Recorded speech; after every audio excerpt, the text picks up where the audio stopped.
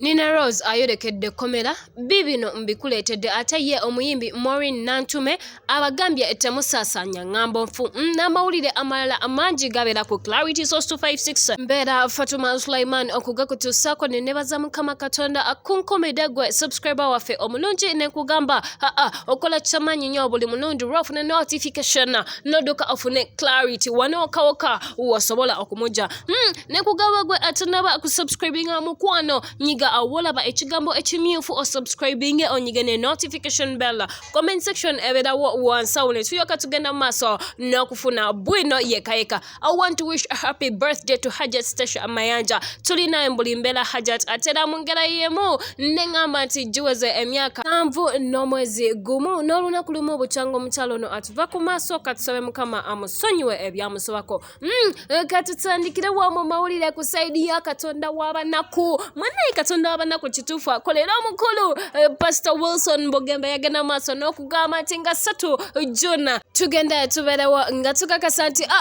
Katonda w'abanaku akola agenda kubeera ng'ekivulu kye kyayise nti Katonda w'abanaku mwe yabadde mwene ensonga kigenda beera nga kivaawo naye munnange tugezezaako okwogera naye ku nsonga za mwana muwala Evelyn Namulondo ngondo 5 nnyo wa mukyala Rema Namakula ababiri bano balabibwako enfunda nnyingi nga bali bonna bakukuta bakola ki era munnange ffe tetulonzalonza aba Clarity ne tugamba pastor ekyekivulu twakitegeera naye enkolagana ki eri wakati wa ne mukyala Evelyn Namulondo n'atugamba bannange let me clear the air nkimanyi mu manja omukyala naye bw'omubeera mu ndabye n'omukyala Evelyn Namulondo tekitegeeza nti nira gwe nkola ki gwe njagala nti oba tuli mukwano nedda ekyo si kituufu yadde n'omulundi n'ogumu ayogeddeko n'ategeeza nti mwe mukkakkane omukyala oba mumwagala ng'ennaku z'omwezi 3 gwe jangu buzi ku Africana ogenda kubeera nga ate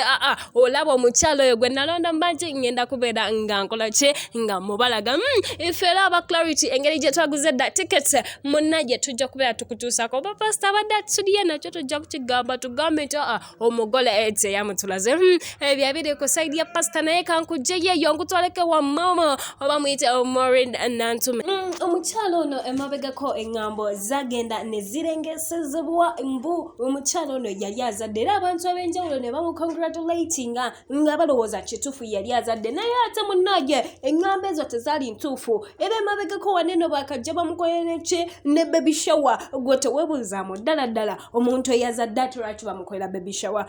munnaye ffe aba Clarity family twageze maaso ne tunoonya ku mukyala Momo ne tumugamba ekituufu kye kife tetwagala kwogera byanjanja tetwogera byambu nagenda maaso n'atugamba bannage kino kankiyisewo omulundi gumu kiggwe era nga wolaba posti eyagambye nti yenna atambuza ensonga mbu nazaala alimba sinaba era munnange nagenda maaso n'okusaba Mukama Katonda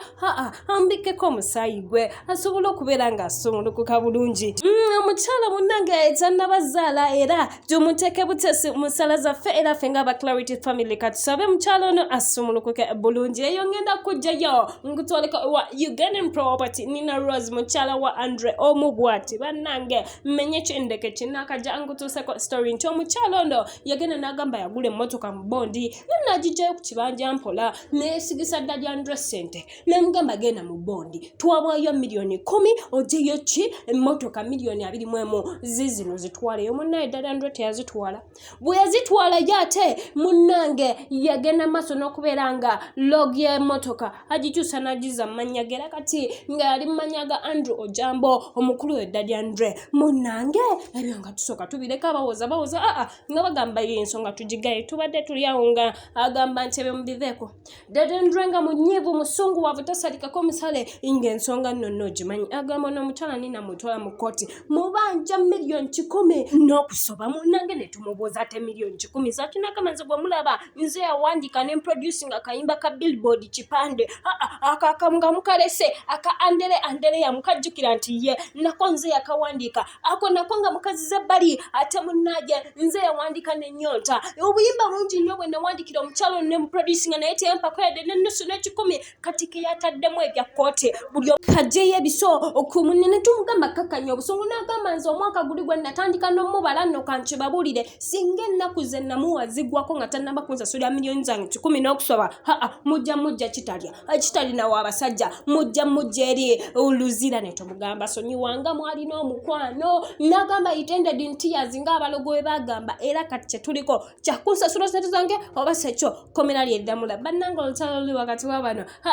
terujja kuggwa kati naye ye mukyala nina lwasi tukyamunoonyako era naye wetunabera tubufunye tujja genda mu maaso tukubulira ekyalowooza ku nsonga za Ojambo Andrew oba Daddy Andre. Eyo nga nkujjayo ne nkutwala owa CEO Young Mandela the big talent boss Eddy Kenzo Edris Omusuza munango omukulu ono ye ekyokubeera nga akuŋŋanya awards nazireeta mu ggwanga Uganda ekyo yakinafuya munaye the king of happy music yagenze mu maaso n'okubeera nga ate abeera nominated again n'abeera nga ate agenda kubeera nga aversinga oba nga avuganya ku kyokubeera the best East African artist of the year munange tagenda abeeramu yekka agenda kubeeramu ne mu Tanzania Diamond Platnumz ate tagendera kubeera yekka Diamond Platnumz naye agenda beera avuganya ne mukyala we Zuchu ejjukira twagamba aba babiri bakola ki bewasa munange abantu bangi abali mu category eno ng'ovuddeko Zuchu ne Diamond Platnumz ne Eddy Kenzo n'omukulu Harmonize naye tagenda kubulamba naye category erimu abantu enjawulo naye nga bw'ogiraba awo mu summary Zuchu Eddy Kenzo Diamond Platnumz